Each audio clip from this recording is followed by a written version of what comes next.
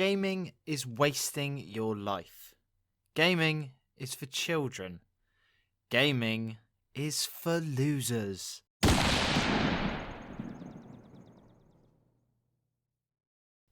What's up guys, it's Average Owl making average content for the average viewer, and today I want to talk to you guys about something that is very dear to my heart and I suspect is to yours as well. And that is gaming. Or more to the point, how we as gamers are perceived by other people. And I'm here to tell you that they are wrong. Before we go on, can we see if we can hit 30 likes on today's video? And if you like this video and you're new to the channel, it would make my day if you would hit that big old subscribe button and that juicy little notification bell. So let's get on with it, shall we? So this all started the other day at work. I was talking about gaming and making YouTube videos with my younger brother who works with me, and I was overheard by another bloke on site. Now for those of you who don't know, I work as a landscaper / general builder in the heart of Somerset. So as you can imagine, my work environment is filled to the brim with your average, red-faced, proud to be British, depression isn't real, you just need some fresh air young man. Back in my day we used to hit an old bicycle wheel with a stick, salt of the earth builders. And let me just say that there is absolutely nothing wrong with that. Many of my friends are that way inclined and they are lovely people.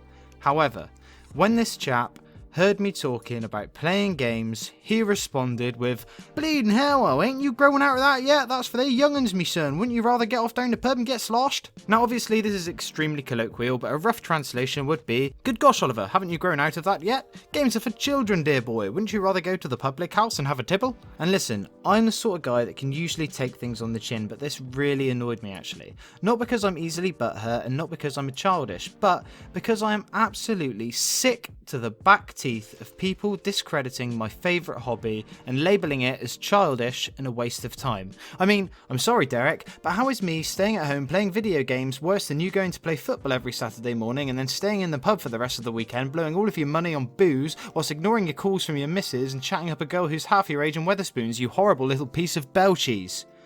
Anyway, I thought, why not take this rage I felt out and make a YouTube video that will probably make me sound really childish and petty. So here goes. Now, the first thing I want to address is that video games are for children. Look, I can completely understand how people can come to this conclusion when the only thing you ever hear about gaming is how some snot-nosed little retard has become so addicted to Fortnite that he started shitting himself and eating through a bloody straw so that he doesn't have to stop playing. And this isn't the only misrepresentation I've heard. I was listening to Radio 1 the other day and there was a news story that said gaming had come under fire recently and a new law was to be passed to take gambling aspects out of video games. Now obviously this is good because we all know how egregious loot box systems are, but that is not how it was explained. This woman literally said that there were systems within video games that made these children pay to progress further in the game. I'm sorry, what? Now, all of this culminates into the public opinion, and as a result, most people who aren't into video games are left with the assumption that these games are all aimed at little children and their only purpose is to bleed parents dry.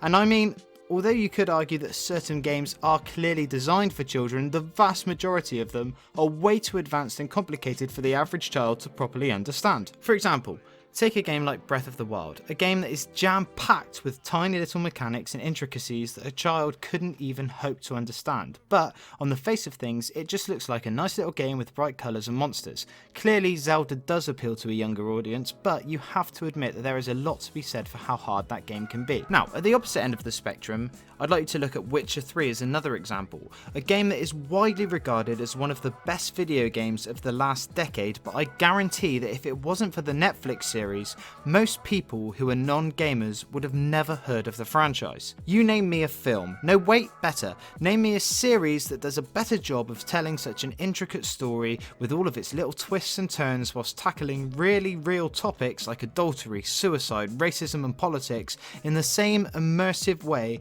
that The Witcher does. I bet you can, and to me The Witcher has so much depth to it that I honestly think that the majority of people are really missing out. Obviously gaming won't be for everyone, but by labelling this whole medium as for children, then surely you are cutting yourself off from storylines and features that are nothing short of fine art. Now, the next thing that I wanted to address is the fact that people say that gaming is wasting your life and requires no skill.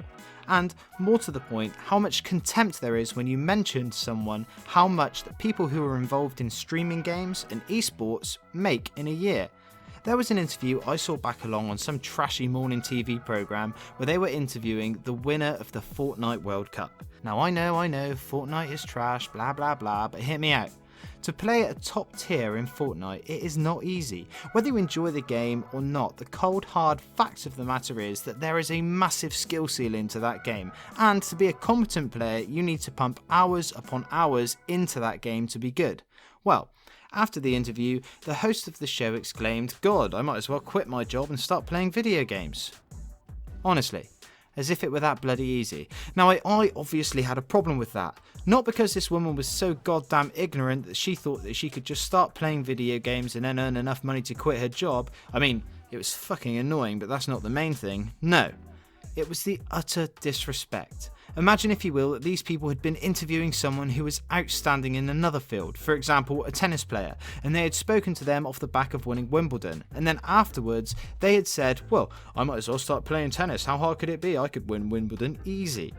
Well, they would look like a complete and utter penis, wouldn't they? So why is it different for someone who excels at video games? Are video games that much easier than actual sports that they are completely discredited? Well, I can answer that one for you easily. No way. I have been playing video games pretty much daily since I was 5 years old. I have played every style of games from shooters to JRPGs, and I'd like to think that I was pretty good.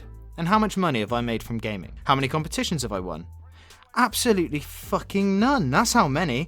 The thing is, to be able to compete at these high levels, you need to be playing 10 plus hours a day. You need to sleep, eat and breathe the game of choice, and you need a hell of a lot of skill. And in my honest opinion, it takes just as much time, effort and dedication than any other sport. So don't turn around and say that it's easy and that these people aren't deserving of any praise, because that is just wrong.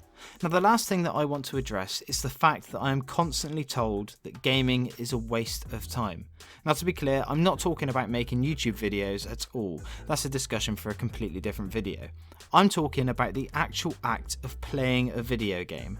I cannot count how many times I've been told that I should stop playing games because it's not productive and there are so many other things that I should be concentrating on. Now, just to give this some context, I, like most people watching this video, work 40 hours a week. I have a family. We go out at the weekends, we eat dinner every night, and I binge watch TV shows with my fiance, and I live a very normal life. When I get a spare hour here or there, or if the missus is working late, I like to sit back and play some games. But to some people, that is seen as a waste of my time. I've been told on numerous occasions that I should pack this in and get myself a hobby. But the funny thing is, I've been told this by people who play golf, by people who go to the gym 5 times a week, and I've even been told this by people who spend their evenings scrolling through Facebook, building up massive resentment for people who go on holiday all the time but still give them a like because it's what's expected from them. And then they turn around and have the audacity to say that playing games is sad and a waste of time. Now look, I want to be crystal clear here. For most of us, our lives consist of working 8 hours a day, 5 days a week for the majority of our life. And in the time that we have away from our jobs, we should be doing exactly what makes us happy. So if you love playing golf, you make time for that so you can enjoy it and play as much as you can. If you enjoy cooking, cook until your heart's content. And if you love playing games, then play your games, and no one has the right to tell you that your hobby is any less valuable than theirs. Like so many things in the world, hobbies are subjective. I absolutely fucking hate cricket. I find it dull, and I couldn't think of anything worse to do with my time, but if I speak to someone who loves cricket and they're excited about a big test match they're going to spend 5 fucking days watching, then you better believe that I'm going to listen to them and talk to them, and I would be genuinely interested in what they're having to say. So why is it that when I say I'm taking a day off because an amazing new game is coming out and I want to binge it for that day, that I am laughed at and called a loser? It's just not right. Now obviously there are a few caveats to what I'm saying here. Like anything else, gaming is only valuable to you if it isn't stopping you from progressing in the rest of your life. If you wake up and all you do is play games until you go to bed and you can't hold down a job or a relationship, then obviously there's going to be a problem there. But look, here's the thing, that can be said for any leisurely activity. TV programs, whiskey, mountain biking, sea fishing, sex, table tennis, Dungeons and Dragons, and that weird fetish where girls like to dress up like a horse and get pulled around by an old man in a cart all day. Whatever it is that you enjoy, it's invaluable for you to have that. Just make sure that the rest of your life doesn't suffer because of it. So that's all I wanted to say about that today really. Sorry this video was a bit ranty, I just feel really strongly about it, and I think that sometimes we as gamers need to be reminded that our hobby is just as valid as any other, and the only prerequisite to validating our hobby is that you enjoy doing it, nothing else. So don't worry if someone calls you sad and pathetic because you play video games, because 9 times out of 10 I bet these people do something in their free time that you think is stupid. It's just a matter of opinion. Now, as you guys know, I love to see who sticks around to the end of these videos, so I would like you guys to tell me down below what hobbies you have other than gaming. For me, I play guitar, and about once a month I play airsoft and run around a forest with a toy gun. Sue me. That's it from me today. I'm aRe. Peace.